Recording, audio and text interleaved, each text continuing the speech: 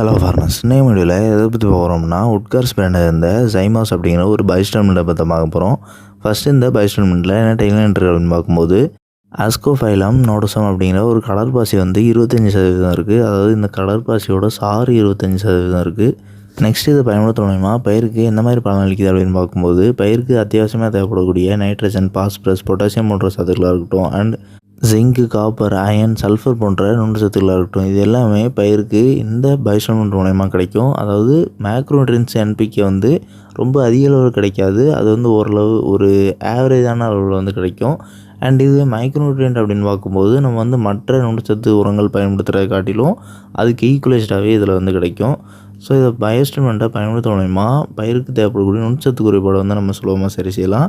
And அதே நேரத்தில் பயிருக்கு அத்தியாவசியம் தேவைப்படக்கூடிய என்பிகே உரங்களை வந்து நம்ம அதிக அளவு பயன்படுத்தும் போது இந்த உயிர்விக்க பயன்படுத்தும் போது பயிரோட ஒட்டுமொத்த வளர்ச்சியுமே ரொம்பவே அதிகரித்து காணப்படும். அதாவது பயிரோட பச்சைத்தன்மை கூடுறதுலேருந்து பயிரோட பக்க கிளைகள் தூண்டப்படுறதுலேருந்து பூக்கும் நிலையாக இருக்கட்டும், இல்லைனா பூக்கள் பிஞ்சு பிடிக்கும் நிலையாக இருக்கட்டும், இந்த மாதிரி ஒவ்வொரு நிலை வளர்ச்சியிலையுமே இந்த பைஸ்டால்மெண்ட் வந்து பயிருக்கு ரொம்பவே சப்போர்ட்டிவாக இருக்கும். இன்னும் தெளிவாக சொல்லணும் அப்படின்னா நம்ம வந்து இதை பிரத்யேகமாக வெஜிடேட்டிவ் ஸ்டேஜுக்காக பயன்படுத்தலாம். ஸோ அதனால் ரீப்ரொடக்டிவ் ஸ்டேஜில் பயன்படுத்தக்கூடாது அப்படின்னு கிடையாது. வெஜிடேட்டிவ் ஸ்டேஜில் வந்து இதை பயன்படுத்துகிற மூலயமா பயிருக்கு 100% பலனளிக்கும். அண்ட் வெஜிடேட்டிவ் ஸ்டேஜ் தாண்டி நம்ம வந்து ஃப்ளவரிங் ஸ்டேஜ்லேயோ இல்லைனா ஃப்ரூட் செட்டிங் ஸ்டேஜ்லேயோ பயன்படுத்தும், அதாவது பூ பூக்கும் நிலையிலையோ இல்லைனா பூக்கள் பிஞ்சு பிடிக்கும் நிலையிலையோ பயன்படுத்தும் போது அந்த நிலையில் அந்த பயிருக்கு தேவைப்படக்கூடிய ஊட்டச்சத்துக்களை கொடுக்குறதுக்கு ரொம்பவே சிறப்பான அமையும். அதே நேரத்தில் சுற்றுச்சூழலில் ஏற்படக்கூடிய ஹீட் ஸ்ட்ரெஸ், ட்ரவுட் ஸ்ட்ரெஸ், அதாவது அதீத வெப்பத்தினால் ஏற்படக்கூடிய அழுத்தம் இல்லைனா அதிக வறட்சினால் ஏற்படக்கூடிய அழுத்தத்தெல்லாம் தாங்கிறதுக்கான தன்மையை பயிருக்கு வந்து கொடுக்கும். ஸோ இதன் மூலயமா பூக்கள் உதிர்வோ இல்லைனா பிஞ்சுகள் உதிர்வோ ஏற்படுறத வந்து நம்மளால் தவிர்க்க முடியும்.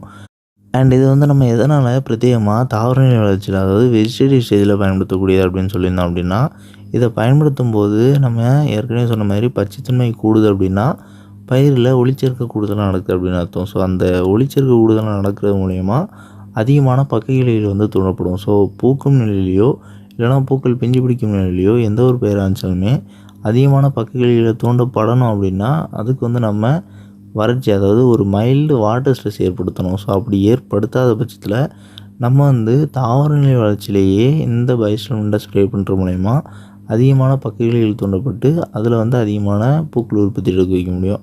ஸோ இது வந்து எல்லா வகையான பயிர்களுக்குமே பொருந்தும். ஸோ அதிகமான பூக்கள் உற்பத்தி எடுக்க வைக்கிற மூலயமா மகசூலை நேரடியாக அதிகரிக்க முடியும். ஸோ அதனால தான் நம்ம வந்து இதை தாவரநிலை வளர்ச்சியில் பிரத்யேகமாக பயன்படுத்தலாம் அப்படின்னு குறிப்பிட்டிருந்தோம்.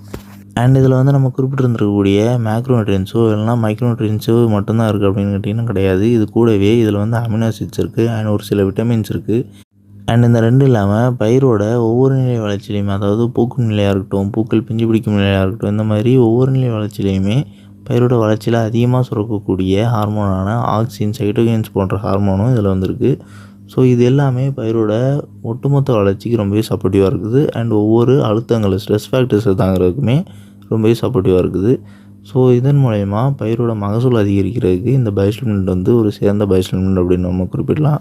அண்ட் நெக்ஸ்ட்டு இதோட டோசேஜ்னு பார்க்கும்போது ஃபாலிஸ்ப்ரேவை பயன்படுத்தும் பட்சத்தில் 1 லிட்டர் தண்ணிக்கு 1 ml-லேருந்து 3 ml வரை பயன்படுத்தலாம். அண்ட் இதுவே சாலிட் ரின்சிங்காக பயன்படுத்தும் பட்சத்தில் ஒரு ஏக்கருக்கு 1/2 லிட்டர்லேருந்து 1 லிட்டர் வரை நீங்கள் சாலிட் ரின்சிங்காக பயன்படுத்தலாம். அதாவது 10 சென்ட் நிலத்திற்கு நீங்கள் வந்து 50 ml-லேருந்து 100 ml வரை சாலிட் ரின்சிங் கொடுக்கலாம்.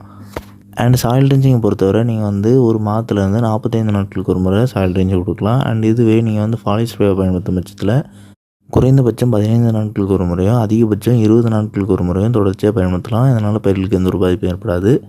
அண்ட் நெக்ஸ்ட் இதை வந்து சீட் ட்ரீட்மெண்ட்டுக்கு பயன்படுத்தலாம். அதாவது விதை நேர்த்திக்கு பயன்படுத்தும் பட்சத்தில் 1 கிலோ விதைக்கு 5 ml-லேருந்து 10 ml அப்படிங்கிற அளவில் இந்த ஜைமாஸ் எல் அப்படிங்கிற பயோஸ்டால்மெண்ட்டை நீங்கள் கலந்து ஒரு அரை மணி நேரத்துலேருந்து 1 மணி நேரம் வரை ஊற வச்சு அதற்கு பிறகு அந்த விதையை ஊனும்போது அந்த விதை முளைக்கும் போது அந்த வேர்களுக்கு தேவைப்படக்கூடிய ஊட்டச்சத்துக்களாக இருக்கட்டும் அண்ட் வேர்களோட வளர்ச்சி அதிகரிக்கிறதாக இருக்கட்டும், இந்த ரெண்டுத்துக்குமே ரொம்பவே சப்போர்ட்டிவாக இருக்கும். அண்ட் நெக்ஸ்ட் இதோட கம்பேட்டபிலிட்டின்னு பார்க்கும்போது இந்த பைஸ்டால்மெண்ட் வந்து நம்ம மற்ற இந்த ஒரு பூச்சிகள் கூடயும் சரி, பூஞ்சானக்குழிகள் கூடயும் சரி, நுண்சத்து மருந்துகளையும் சரி சேர்த்து பயன்படுத்தலாம். இதனால் பயிர்களுக்கு எந்த ஒரு பாதிப்பும் ஏற்படாது. அண்ட் இதோட அப்ராக்சிமேட்டான ப்ரைஸ்ன்னு பார்க்கும்போது 1/4 லிட்டர் வந்து 200 ரூபாயிலேருந்து 300 ரூபாய்க்குள்ள விலையிலையும், 1/2 லிட்டர் வந்து 500 ரூபாயிலேருந்து 600 ரூபாய்க்குள்ள விலையிலையும் ஸ்டோரில் அவைலபிளாக இருக்குது. ஸோ தேவைப்படுறவங்க தேவைக்கேற்ற வாங்கி பயன்படுத்திக்கலாம். அண்ட் இந்த வீடியோவில் டவுட் இருந்துச்சுன்னா கமெண்ட் பண்ணுங்கள். அண்ட் நம்மளோட செகண்ட் சேனலான அக்ரிவியூ ஷார்ட் சேனலில் இந்த வீடியோட கொலாபரேட் பண்ணிக்கிறோம். ஸோ இந்த வீடியோ பப்ளிஷ் ஆகக்கூடிய சேனல் போர்ட்டல் நீங்கள் கிளிக் பண்ணி அப்படின்னா அதில் 2 சேனல் ப்ராடக்ட் காட்டும். ஸோ அக்ரியூ ஷார்ட் சேனல் மறக்காமல் சப்ஸ்கிரைப் பண்ணிங்க.